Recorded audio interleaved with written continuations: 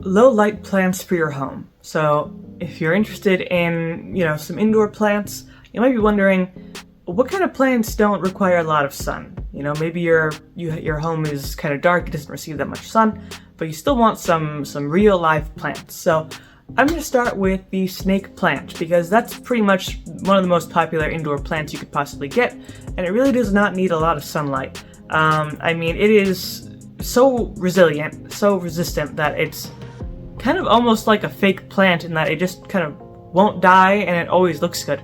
The snake plant is a very interesting looking plant. It can grow quite tall, sometimes several feet tall, and it has these thin leaves that kind of curl up as it goes up, which, that's why it's called the snake plant. It kind of looks like these snakes coming up.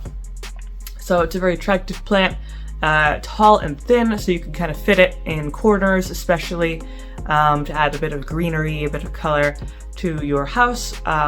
And not only does it not require a lot of sun, but it also doesn't require a lot of water. I made that mistake once and overwatered my snake plant, and it unfortunately died. So the snake plant, while it is very resilient, its main weakness is being overwatered, so don't do that.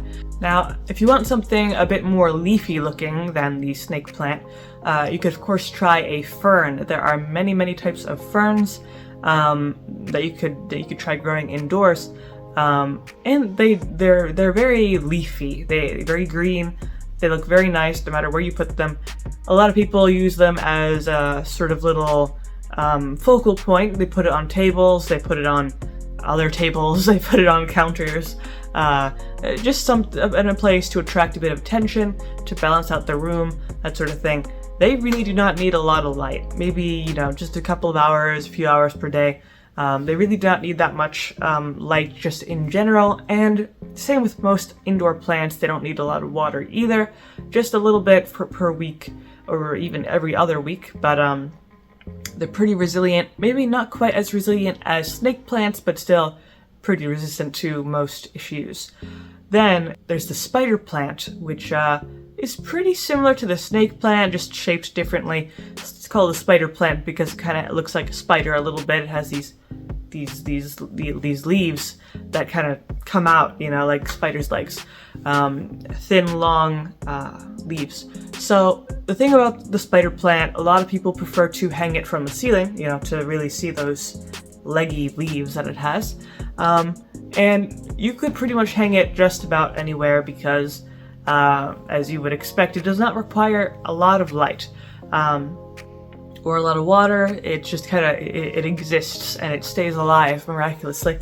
So extremely low maintenance plant, which is ideal if you do not have a green thumb. If you repeatedly kill your plants, spider plant is a good option. It will 99% of the time it's going to stay alive pretty much no matter what you do to it, which is always a bonus.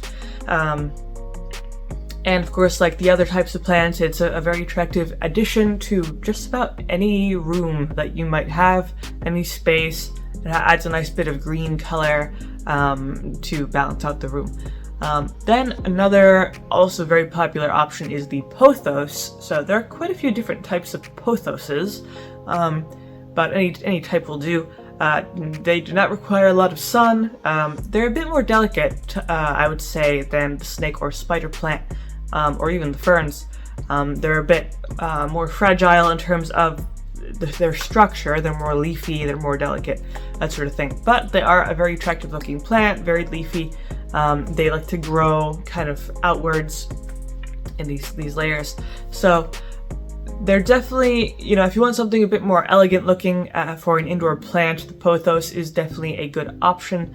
They're very kind of a sophisticated looking plant. You could also propagate them, so you could have just kind of an infinite cycle of pothos plants, which is fun if you like propagation.